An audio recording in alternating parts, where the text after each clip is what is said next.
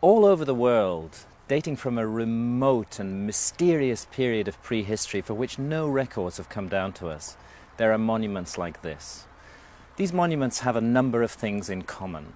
First and foremost, enormous blocks of stone, gigantic, weighing hundreds of tons. Secondly, very precise scientific astronomical alignments.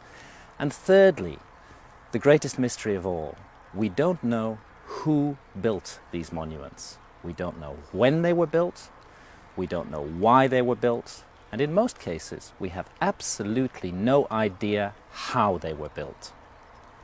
Historians and archaeologists present us with a kind of sanitized view of the past. We're presented with a picture of the past as though everything's sewn up and sorted out and everybody knows exactly what's happened. But if you go into this in depth, as I have done, what you find is that these historical opinions are pure speculation. They're not based on solid evidence at all. A monument like this one, made of stone, cannot be dated by any conventional means. All you have are the opinions of scholars, and whether it's here in England or in Egypt or in South America, the problem remains the same. Massive, completely anonymous monuments about which we know nothing, around which historians and archaeologists have elaborated fanciful theories based on absolutely no evidence whatsoever. All that we know about the people who built these monuments is what we can deduce from the monuments themselves. And if we look at these monuments with open minds and open eyes, we find something very interesting. Firstly, that the level of technology involved in creating them was high, the lifting and maneuvering of these huge blocks of stone. And secondly, that they incorporated fantastically accurate astronomical alignments, which could only have been the result of a very accurate observational science. So this is what the monuments tell us. They tell us that the people who built them were serious and intelligent people with a scientific outlook on life.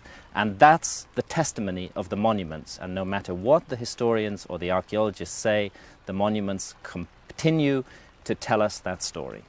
Tourists come from all over the world to be photographed at Greenwich, standing astride the prime meridian with 1 foot in the Western Hemisphere and 1 foot in the Eastern Hemisphere. They know exactly where they are on the planet. The science of determining exactly where we stand on the planet is a relatively recent one. Prior to the 18th century, ships were constantly being wrecked on coasts because the navigators had no idea within 100 miles to west or east of exactly where they were, and it led to the most horrendous accidents and disasters. And what it took to overcome this problem was the invention of an extremely accurate marine chronometer, a timepiece that could keep accurate time at sea. This was the essential thing, and we didn't have such a chronometer until late in the 18th century. But the mystery that arises from this is that ancient maps have come down to us from thousands and thousands of years ago, which incorporate astonishingly accurate longitudes and relative longitudes, placing, for example, the continent of South America and Africa in accurate relative longitudes, as accurate as we can manage today. Now, as far as our historians are concerned, this should not have been possible before the 18th century, and yet these maps are testimony to an earlier civilization that was able to do longitudes as well as we can do them today. In 1929, rolled up on a dusty shelf in a library in Constantinople in Turkey, a map was found. This map had been drawn in 1513 by a Turkish admiral, Admiral Piri Reis, and he stated on the map that it was based on more than 20 source maps, and that some of these maps went back to the time of Alexander the Great, or even earlier, in other words, to before the time of Christ. The strange thing about this map is it shows features of the Earth that nobody in 1513, let alone thousands of years previously, should have been able to know. It shows Antarctica, and it shows South America and Africa in perfect relative longitudes. The map incorporates a high degree of geographical and scientific knowledge, and as Piri Reis himself told us, that knowledge was not his knowledge. It was knowledge that he'd borrowed and copied from earlier maps. So the mystery is, where did these source maps come from? Who charted the globe long ages ago with an accuracy that we ourselves can hardly match today. According to historians, no map should have been able to incorporate accurate longitudes before the late 18th century. Yet these ancient maps show that it was done. And this is a fact that we're confronted with, whether historians like it or not. And confronted by that fact, we have to make certain deductions from it. And the clearest deduction of all is that whoever drew up those original source maps thousands of years ago had a level of technology as high as our own. They had explored the whole globe from north to south and from east to west. They knew the exact location of all the continents and land masses, and they were able to map them with precise, accurate longitudes, which we ourselves couldn't do until at least the 18th century. So this is testimony of an advanced and as yet unidentified civilization in remote prehistory. The Piri-Reis map definitely shows the northern coastline of Antarctica, of the Antarctic Peninsula, and perhaps the greatest mystery of all is that it shows the Antarctic Peninsula not as it looks today, covered by more than a mile of ice, but as it actually looks underneath that covering of ice. Now, we ourselves have only known what the land under the Antarctic Peninsula really looks like since 1958, when seismic surveys were taken across the ice cap. The mystery of this map is it shows Antarctica as it looks under the ice long before Antarctica is even supposed to have been discovered, and the Piri-Reis map isn't alone. It's one of a category of maps that focus on Antarctica. The famous geographer Mercator in the 16th century provided us with an accurate map of Antarctica 300 years before Antarctica was discovered, and he too said that his information was based on earlier sources. Orontius Phineas provided a map of Antarctica showing mountains along the coast, with rivers running down from those mountains into the sea in places where huge glaciers stand today. And perhaps the most amazing map of all was drawn by Philippe Bouache, a French cartographer in the 18th century, again based on earlier source maps, which gives us an almost perfect rendering of the whole continent of Antarctica as it actually looks underneath the ice. Now, in this there lies a great mystery. The implications of these maps are truly enormous. We're faced with one of two propositions. Geologists tell us that Antarctica has been covered with ice for at least 3 million years. This is the orthodox geological opinion. In that case, we're obliged to accept that Antarctica was mapped accurately more than 3 million years ago, when we ourselves, as a species, are not even supposed to have existed on this planet. Alternatively, there's a possibility that the geologists are wrong. They've been wrong before, and it's possible that they're wrong about this. There's a growing body of extremely persuasive evidence which suggests that Antarctica may not have been covered with ice, and certainly not completely covered with ice, until 10 or 12,000 years ago, just a blink of the eye in terms of geological time, and well within the time span of human beings, just like ourselves. Let me tell you a little story that will help to shed light on this. Back in 1916, a geologist called Alfred Wegener proposed what was at the time considered to be an outrageous geological hypothesis. He said that it looked to him like the continents floated around on the surface of the Earth over very long periods of time. It looked like West Africa and the east coast of South America fitted together like a kind of jigsaw puzzle. He proposed the theory of continental drift. Wegener was completely ridiculed by his colleagues in 1916. He was regarded and described as a madman. By 1960, the theory of continental drift was being taught as orthodox geology in all our schools. I tell you this story to illustrate that geology is about theories, and theories change in time. And sometimes what seem like outrageous theories get supported by later evidence. In 1953, another outrageous geological theory was proposed. It was proposed by a man called Charles Hapgood, a professor in America, and he suggested a very intriguing possibility, which is that the entire outer crust of the Earth, you know, we live on an 8,000-mile thick planet, and the crust, the hard crust of the Earth on which we all live, is only 30 miles thick. According to Hapgood's theory, this crust of the Earth can sometimes slip in one piece around the core of the Earth, rather like the loose skin of an orange moving around the fruit at the center of the orange. Now, interestingly enough, Hapgood's theory received an extremely strong endorsement at the time from one of the greatest minds of our century, Albert Einstein, who liked the physics of the theory. And I think if Einstein had lived, that we might have seen the theory of Earth crust displacement much more mainstream today than it actually is. But this theory explains how and why Antarctica could have been ice-free as recently as 12 or 15,000 years ago, quite simply because at that time the Antarctic continent was not positioned dead center within the Antarctic Circle, as it is today, but was positioned further north, about 2,000 miles further north, according to Hapgood's and Einstein's evidence, and that a massive one-piece displacement of the crust of the Earth forced that continent southwards, dead center into the Antarctic Circle, and it was only then that the 2-mile and 1-mile thick ice cover that cover various parts of it today actually began to build up. It's just possible that as recently as 12 or 15,000 years ago, Antarctica wasn't covered by ice as it is today. The evidence is mounting to suggest that Antarctica hasn't always been where it is today, that it has been shifted south into the polar latitudes where everything freezes. For example, they found fossilized forests in Antarctica.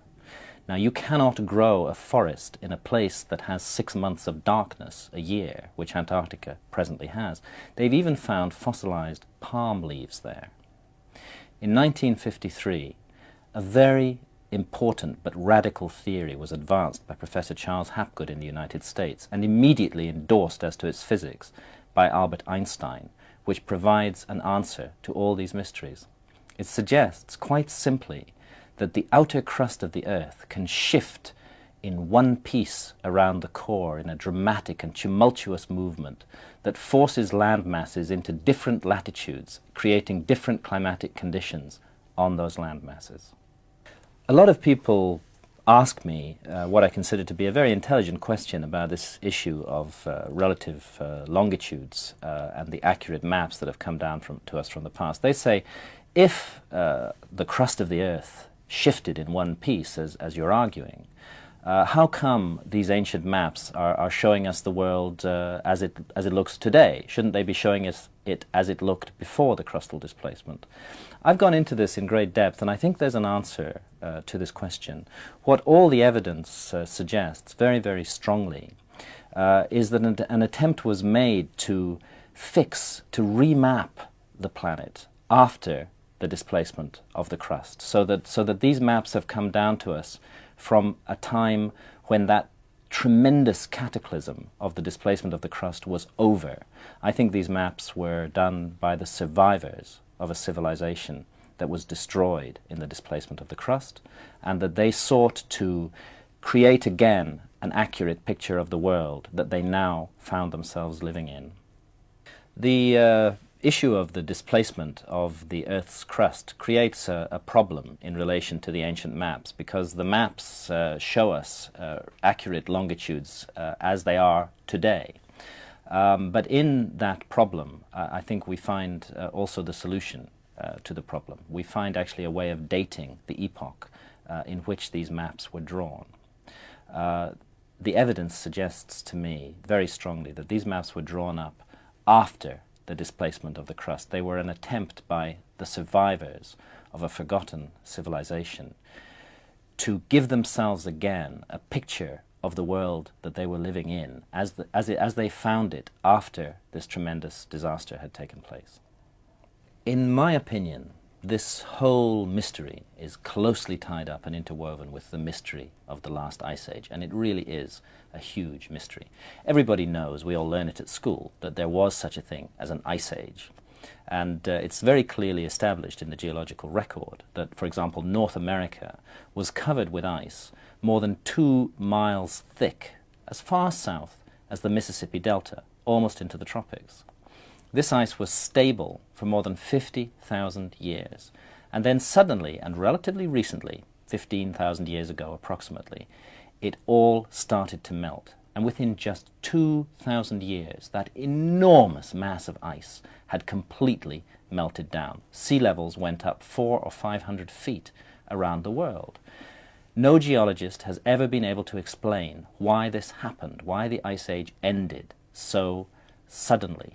But perhaps the answer lies in the theory of Earth crust displacement. Perhaps the reason that North America was covered with that mass of ice was because at that time it was situated much more closely to the North Pole than it is today.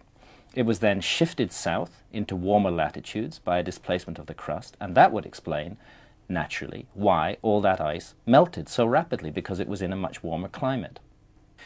The theory of Earth crust displacement actually explains many mysteries. It explains why there was a last ice age, it explains why the ice suddenly melted, and it explains also a very great mystery indeed, which is why we find literally flash frozen over large areas of northern Siberia and northern Canada enormous quantities of carcasses of mammoths and other large mammals which appear to have been hit by some kind of gigantic cataclysm. The evidence suggests that that cataclysm was a displacement of the crust, which forced some areas of the northern hemisphere south. It was a kind of swiveling, turning of the outer crust of the Earth, and while some parts of the northern hemisphere were shoved south, other parts, which had been in relatively warm latitudes, were shoved north, much closer to the North Pole, and almost literally overnight. This is the only theory that I've come across which can explain these hundreds of thousands of carcasses of basically warm weather animals very close to the North Pole today. All in a kind of zone of death all over the northern hemisphere, northern Siberia and northern Canada, we find the frozen carcasses of hundreds of thousands of large mammal species, mainly mammoths, but also woolly rhinos and other creatures of this kind. And when their stomach contents are examined, as they have been, they're found to have been grazing on warm weather vegetation, and yet they're now positioned extremely close to the North Pole. The only theory which really explains this mystery is the theory of crustal displacement, that the land that they were on was shoved into a much colder climate very suddenly. Charles Hapgood is one of the great unsung geniuses of our time. He was a man who had the courage to follow the evidence where it led him and to put forward conclusions from that evidence that were coherent, solid, imaginative, and clear, even though those conclusions were totally at variance with the opinion of the historical and geological establishment of the time. To put it simply, the man had guts. He backed his own findings with his own reputation. He was prepared to take the risk in order to get this truth out to the world, and he deserves recognition for that. I would say that Charles Hapgood was a first-class researcher who checked and double-checked and triple-checked every single fact before he put it down in writing. This man was a meticulous researcher, and he's been underestimated for far too long. It's high time that the scientific establishment went back and re-examined the incredible body of evidence that Hapgood put together and has left for us to make sense of today. Why isn't Hapgood's theory of crustal displacement widely accepted today? The geological establishment has a reluctance to accept new ideas. This has been the case all the way down the line. An example is Alfred Wegener in 1916, who advanced the theory of continental drift. At the time, he was ridiculed as a madman. Today, continental drift is taught as orthodoxy in all our schools. And I think it's the same with Hapgood. It's going to take a number more years to pass before the geological authorities are prepared to admit that he could be right. All over the world, we find traces of what I call the fingerprints of the gods. The echoes, the memories, the monuments left behind by a civilization that has not been identified by historians. But the great problem is that all we find are these faint hints and traces. We find the fingerprints, but we don't find the body. Now, coming down to us from the remote past is a whole category of legends, of which the most famous is the legend of Atlantis, that speaks of a continent on which a great advanced civilization existed long ages ago. The problem with the whole notion of Atlantis, and what's really scuppered it as a workable theory up to now, has been the fact that nowhere around the Earth has anybody been able to find any traces of a lost continent. The idea that it's on the ocean bottoms doesn't work, because the ocean bottoms have all been mapped, and there's no lost continents down there, either in the Atlantic or in the Pacific or anywhere else. Canadian researchers Rand and Rose Flemath came up with an answer to this problem, which I personally find very convincing, and which ties in very closely to the theory of Earth crust displacement. Their answer to the problem is very simple. They say that the lost continent of Atlantis is actually Antarctica, and that it's under 2 miles of ice at the South Pole that we are going to find the great engineering works, the harbors, the buildings, the libraries of this lost civilization. That's where we're going to find the body, as it were, instead of just the fingerprints. Beautiful. Nice. What would you like to see now? Would you like to see somebody mount an expedition and go look for it? Are we running? Yes. I think that it's very important that these ideas should be taken seriously. We're operating in the realm of theory here. This is how human knowledge moves forwards, and theories can be tested.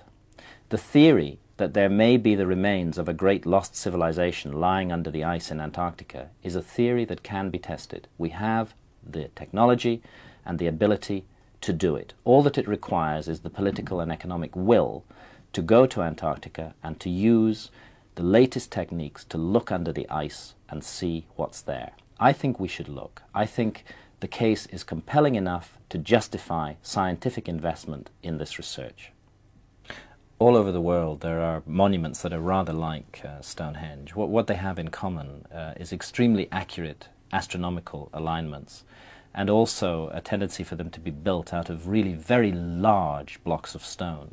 In the case of Stonehenge, most of the blocks weigh under 100 tons, and we could lift those blocks today, but there are other sites where blocks of 300 or even 400 tons in weight have been built up into intricate jigsaw puzzle walls.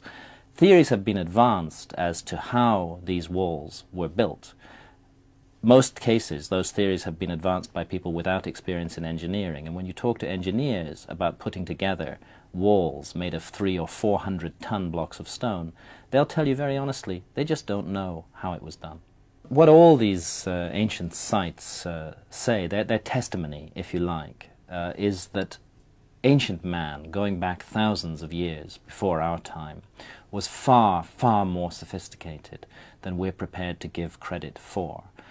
That there was a civilization that was capable of mapping the heavens and the earth as accurately as we can ourselves today. That there was a civilization that was capable of lifting weights so heavy that even with the latest technology, we ourselves would find it very difficult to do the same job.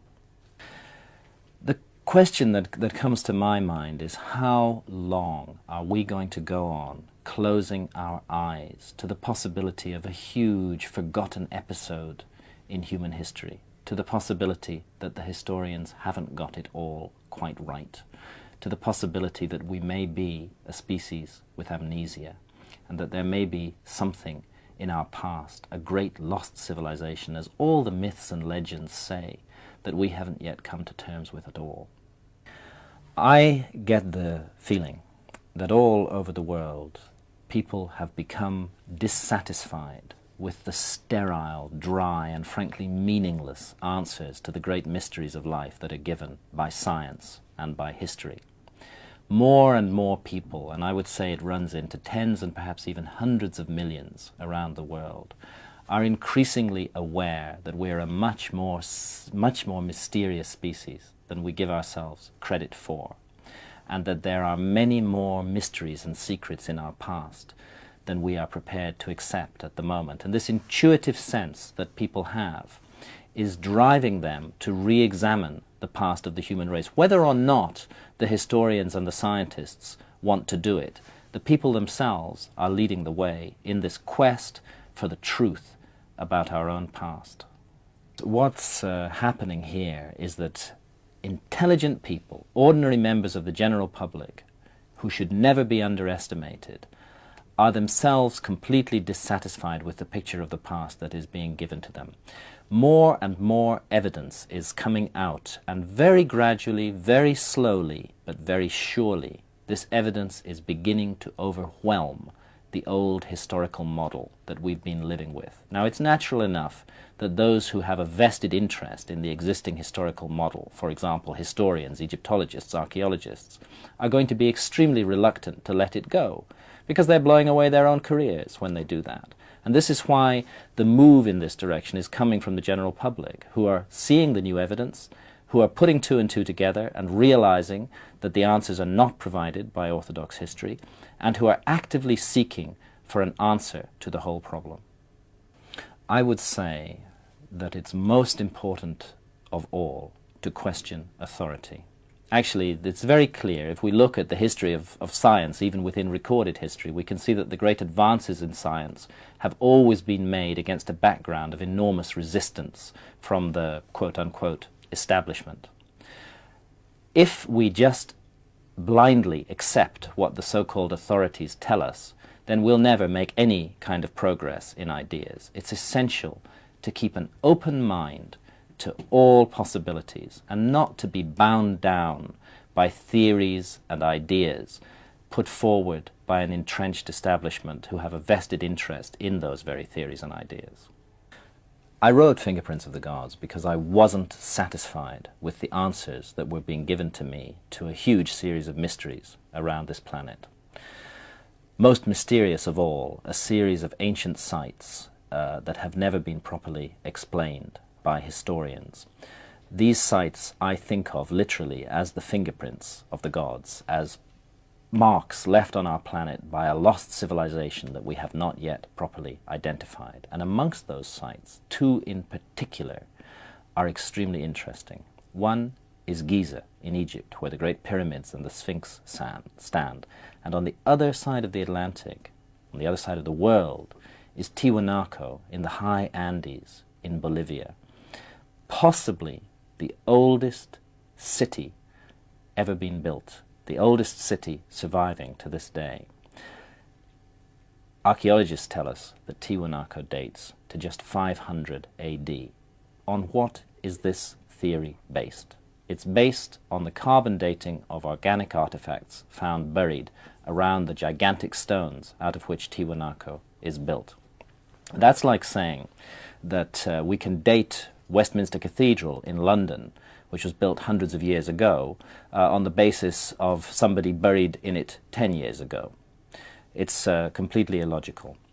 Tiwanaku is an extraordinary site. It's built of gigantic blocks of stone, which in some cases weigh more than 400 tons each. It's astronomically aligned with enormous precision, and when we do the astronomical calculations on Tiwanaku, we find that what those alignments are telling us is that this city was laid out 15,000 years ago, at least 15,000 years ago. And that also ties in with the geology of the site, because it's very clear, and even Orthodox archaeologists don't dispute this, that Tiwanaku was built as a port on the shores of Lake Titicaca. Now, Lake Titicaca today is almost 15 miles away from Tiwanaku and more than 100 feet lower. Of course, different lakes lose their water level at different rates, but I've talked to experts from the British Geological Survey who are working in that area at the moment. And they tell me that for Lake Titicaca to have declined as much as it has from the edge of the city of Tiwanaku would have taken at the very least 10,000 years to happen. So it seems sometimes that the geologists and the archaeologists don't compare notes on these problems, and perhaps if they did, we'd begin to get a better idea of what really went on in our own past. Situated at an altitude of 12,500 feet above sea level, Tiwanaku in the high Andes in Bolivia is one of the strangest and most mysterious sites in the world. A site that may have been very wrongly dated by conventional archaeologists working in that area. Round about the turn of the century, a great Bolivian scholar called Arthur Poznansky, a professor at La Paz University, began a 50-year study of the ruins of Tiwanaku. Year in, year out, no matter what the conditions, no matter what the weather, Poznański was up there, excavating, measuring, carefully calculating the alignments of the site. And as a result of that 50 years of work, he came up with an extraordinary conclusion.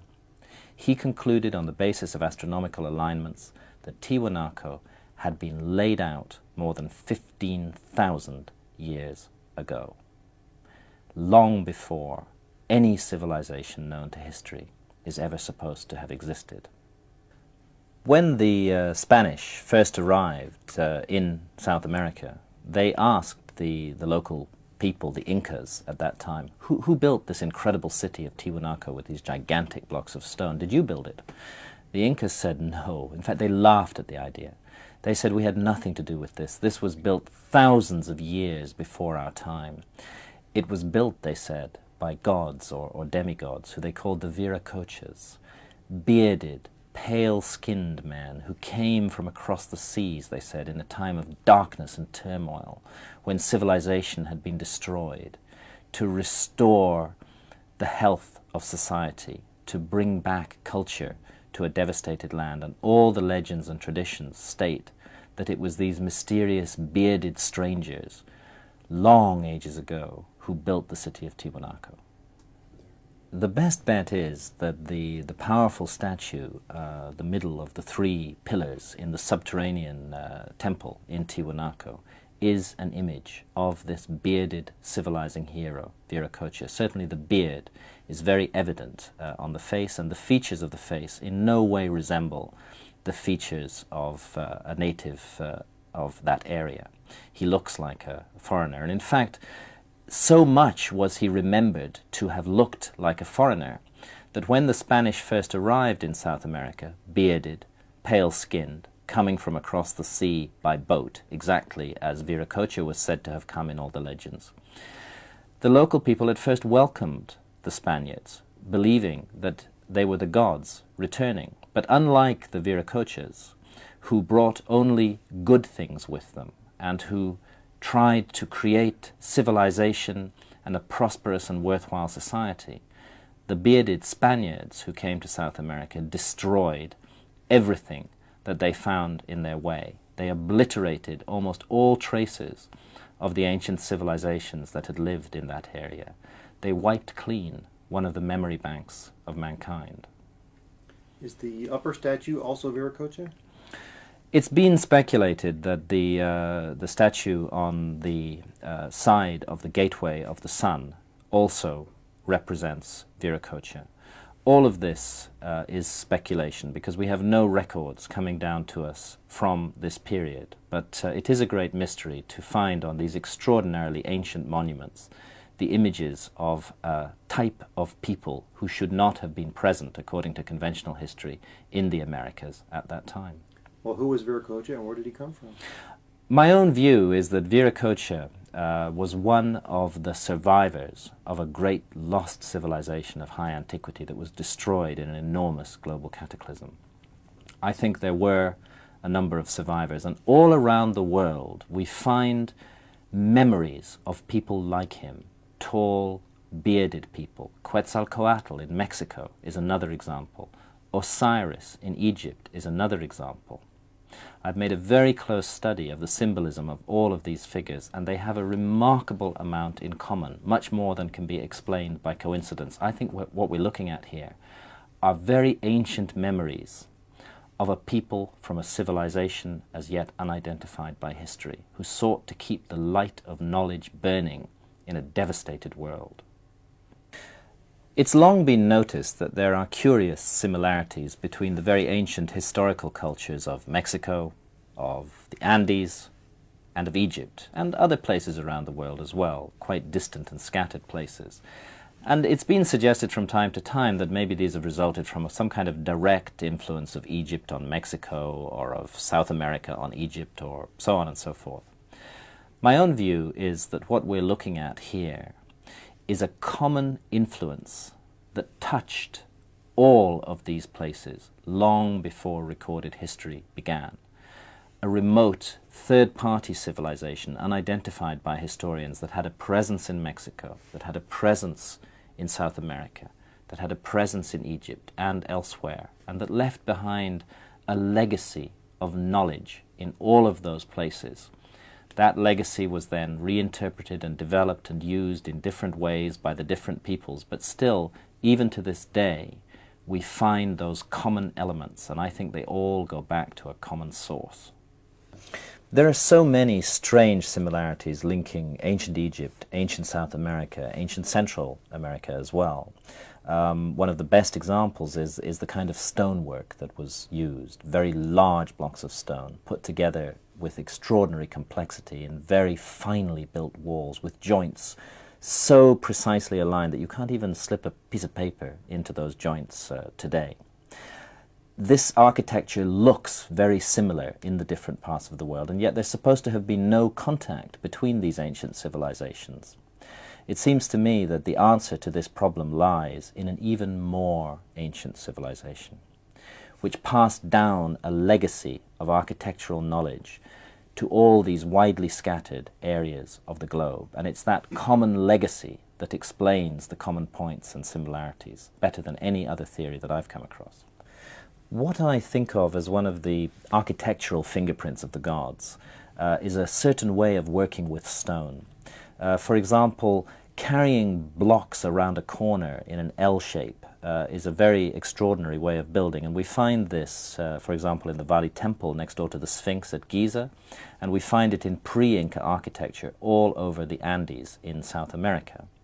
To me, the best explanation for this common method of building, and very unusual method of building on both sides of the Atlantic, is that it's the result of a common architectural legacy handed on to both of these areas by a remote civilization not yet identified by history. And what I see in that architecture is the architecture of cataclysm. This seems to have been an architecture that was designed to withstand the most horrendous geological shocks, huge earthquakes, disasters of that kind. This type of architecture is capable of riding out the worst earthquake that you can imagine.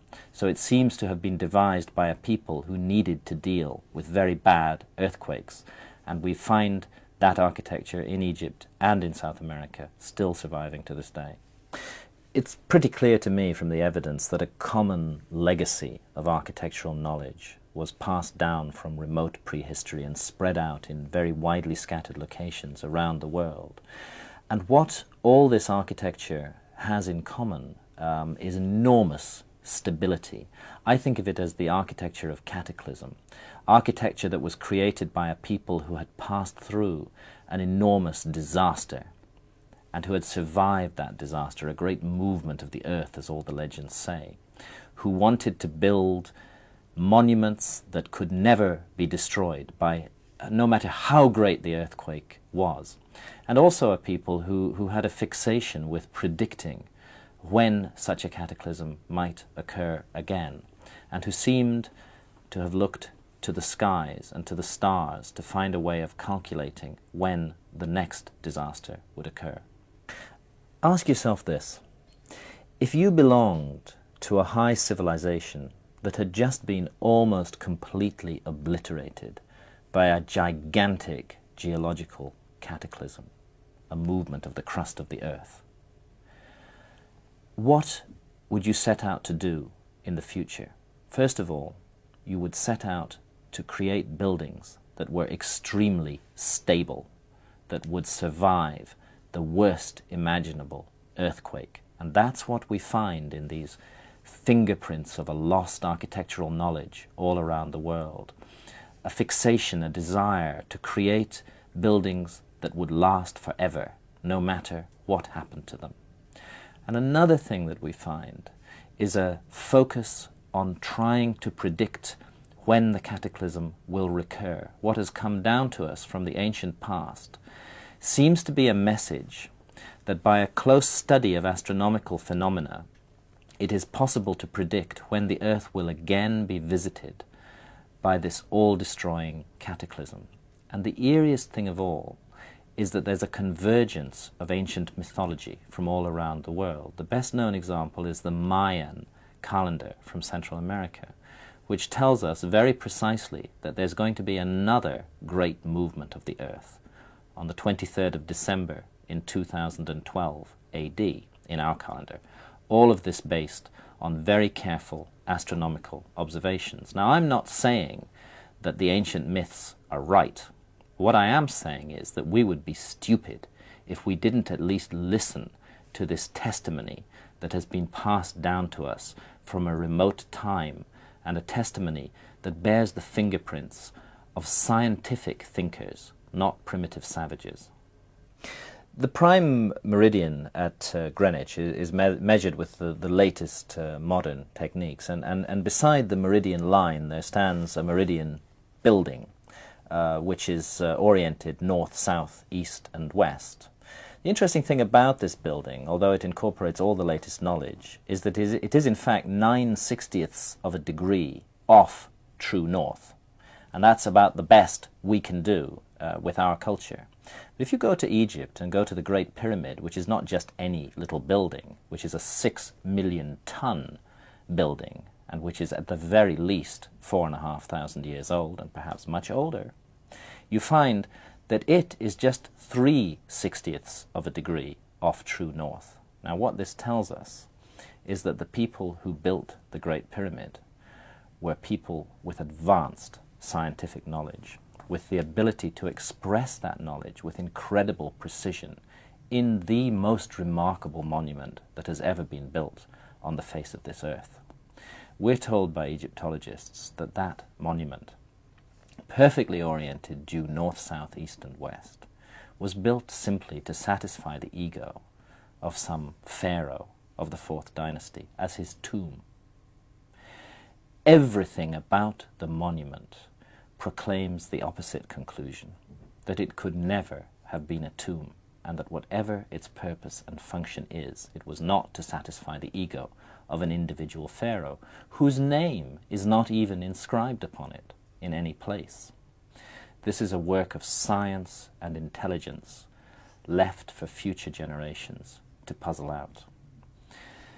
Not only is it perfectly oriented to the north, it also stands on latitude 30, exactly 1/3 of the way between the North Pole and the equator. Again, the Egyptologists would like us to believe that this is the result of coincidence. I think this defies common sense, and more people are unwilling to accept such an idea about the Great Pyramid. If it stands on latitude 30, then it does so because its builders deliberately put it there. For several hundred years, a model of what mankind is and of what the Earth is has been steadily building up, I would say since the Renaissance and perhaps even before. And this is the prevailing model that we live with today. Academic specialists, whether they're scientists, physicists, geologists, Egyptologists working in the realm of history, archaeologists, all have a vested intellectual interest in the existing model, because that is what their careers are based on. They've grown up with that model. They took it in with their mother's milk. They themselves teach it in universities to other students. For such people, human nature being what it is, it's very easy to understand why they find it extremely difficult to deal with evidence which contradicts that model in which they have such a strong personal investment. And it's natural that they should seek to ignore or discount or even ridicule that evidence. But we're getting to a situation now where the evidence is piling up and piling up and piling up, and the old model is becoming increasingly untenable. The great challenge for the future is for people to open their minds again to all possibilities, and not to desperately defend a view of the past that just doesn't work anymore. But I'm afraid the last people who are going to be prepared to open their minds to that possibility are the scientists and the historians who are tied in to the existing model. What I sense, particularly with Egyptologists, is a kind of desperation or fear. They themselves can't be completely blind to the new evidence that's coming up that contradicts the model that they've been working with. But they realize that if they admit even one tiny point of that new evidence, that's going to be the thin end of the wedge, which is going to overturn the whole model on which their careers are based, and also their whole idea of what the past of mankind is. It's extremely difficult psychologically for anybody to accept such a revolutionary overturn of everything that they hold to be true, and it's natural that they should resist as strongly as possible the new ideas that are coming up. But these aren't just ideas. This is evidence from all over the world which casts doubt on the old model. And that's why people are increasingly turning away from the orthodox authorities and reading books like Fingerprints of the Gods to find answers to the mysteries that puzzle them as well.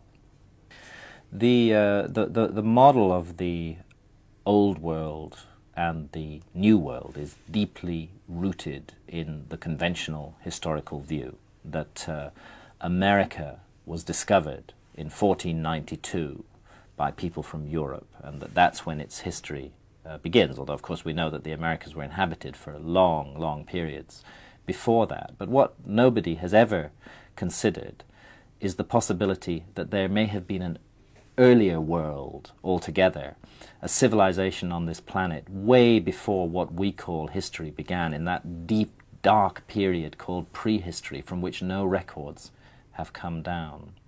A civilization that knew the world as well as we do ourselves, and which did not divide it into categories of old and new, but that left its traces everywhere for us to rediscover today. I am convinced by the evidence that we are a species with amnesia. We have forgotten something of great importance from our own past. And I think in that terrible forgetfulness, we may find the explanation for why we're so confused, so disturbed, so mixed up, so lacking in direction as we face the coming millennium. There's a real sense of disorientation spreading around the world. And I think the only way that we're going to overcome that is to recover this incredibly important episode from our own past that we've kind of blanked out and forgotten. When we recover it, we'll realize for a start that our civilization isn't the apex of creation. It isn't the pinnacle towards which everything has been building throughout all of geological time.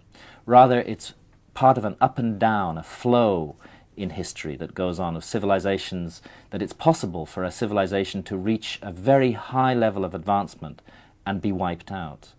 This is something we've never really confronted, and we need to confront it, that a great civilization of the past was so completely destroyed that almost no traces of it are left. The same thing could happen to us. This knowledge should teach us humility. I think what has happened, and it's a process that's taken hundreds of years to come to fruition, is a growing dissatisfaction with all the old answers that have been given to us. Conventional religion no longer works. It doesn't provide us with the explanations we need to make sense of what we see going on around us. Science doesn't give us any meaning in our lives at all. It wants to reduce everything to accidental collections of molecules. There's a profound dissatisfaction with that, and a strong feeling that there must be something more, and people are searching for this. History doesn't give us the answer either. It envisages a straightforward, linear evolution of society from primitive to advanced today. And yet, all of us grew up in our childhood hearing the myths and legends of the Golden Age, and we have a sense that there may be truth in those myths and legends, a truth that history just hasn't come to terms with at all.